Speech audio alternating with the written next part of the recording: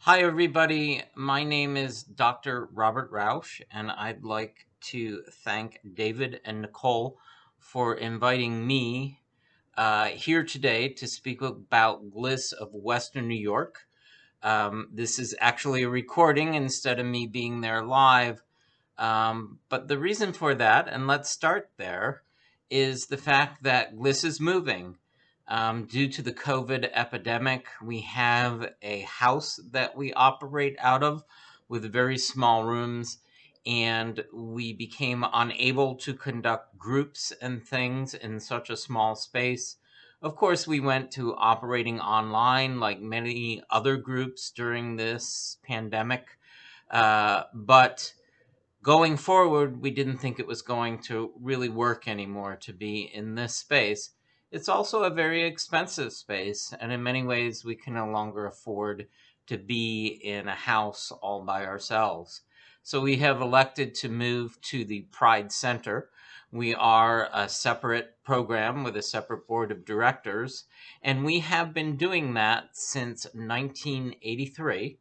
So we are the oldest LGBTQ organization in Western New York that's been in operation continuously since 1983. In 1983, GLYS served youth that were mainly street youth. They were homeless. They were involved with sex work and the sale of substances and were drug users at the time. And a group of people thought that something should be done about that and keep what we now call our youth off of the street. So groups of volunteers simply offered housing for them. Then a relationship was struck up with the YWCA, who also offered temporary housing. And we started support groups and a hotline. Fast forwarding until today, GLYS now offers several programs. One of the most important of which is our Youth in Care program, where we offer at both inpatient and outpatient mental health sites support for LGBTQ youth. Um, as far as adolescents go who are inpatient care at Child Psychiatric Center, we are told that 80% of those who are in patient psychiatric care identify as LGBTQ.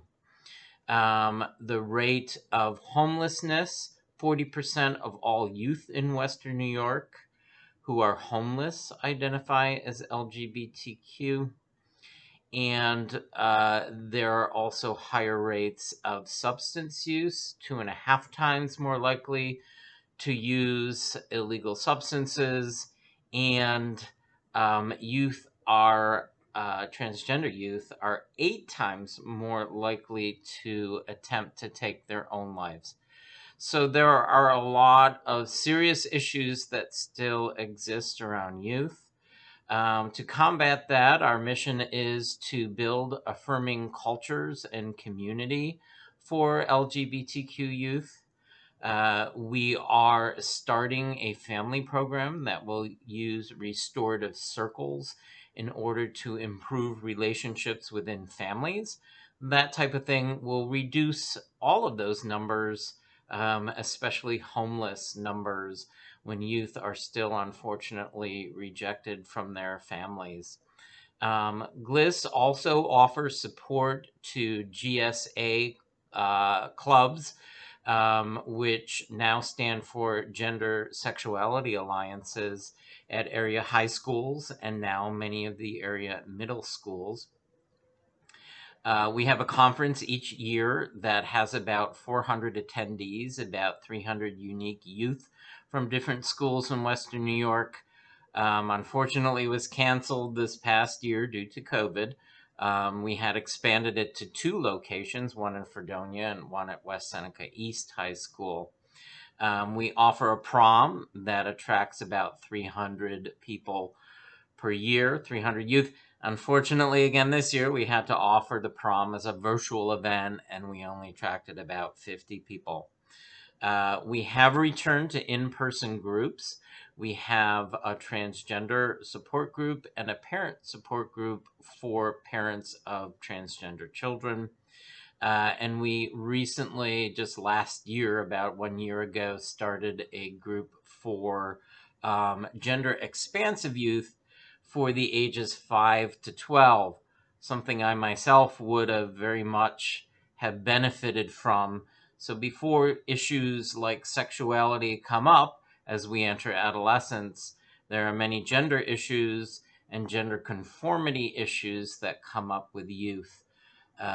So if young men are, and young women, since they were assigned those genders at birth, have non-conforming gender behaviors, that group is for them.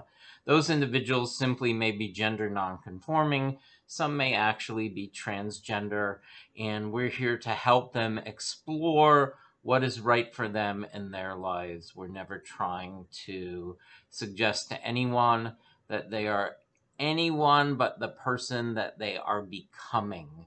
So we think the journey through life is very much a personal journey, and we encourage this for our youth.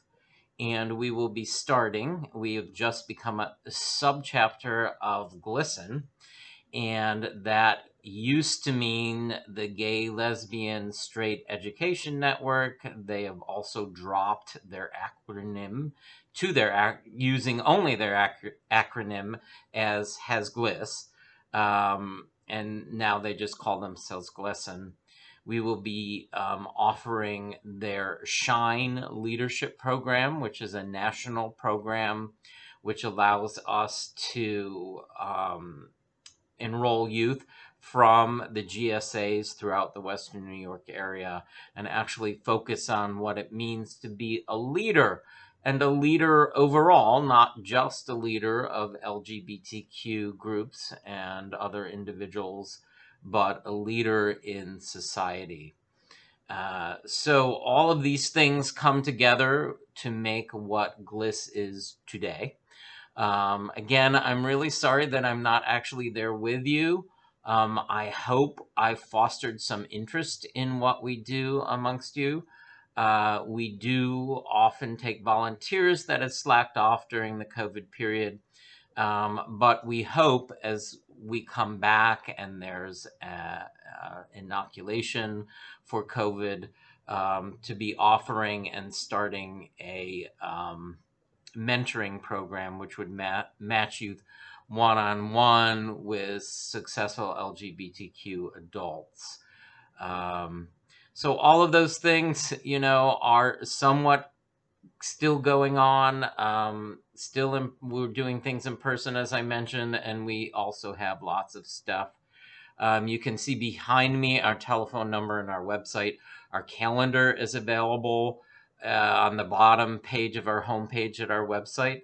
Tonight, actually, as I record this, we will be going into our major fundraiser of the year, which is the gala. That has been going on for as many years as GLYS is old, so almost 40 years now. It's our 38th year this year. And we invite community members. We usually get about 300 to 350 attendees at that event. We give out major awards. You can tune in, but unfortunately you won't be seeing this until after that event. But a live video may still be available on Facebook. There's local LGBTQ entertainers that will be available, and that's our major special event fundraiser each year. We are right now funded entirely, not quite entirely, but almost entirely with private funds from donors.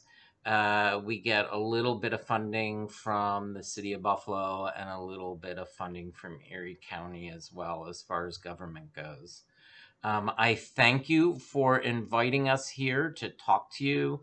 It's always very important for us to let people know about what we do. And I wish you all success in what you're doing. And I hope we all have some sort of end to this pandemic soon. Thank you so much and take care.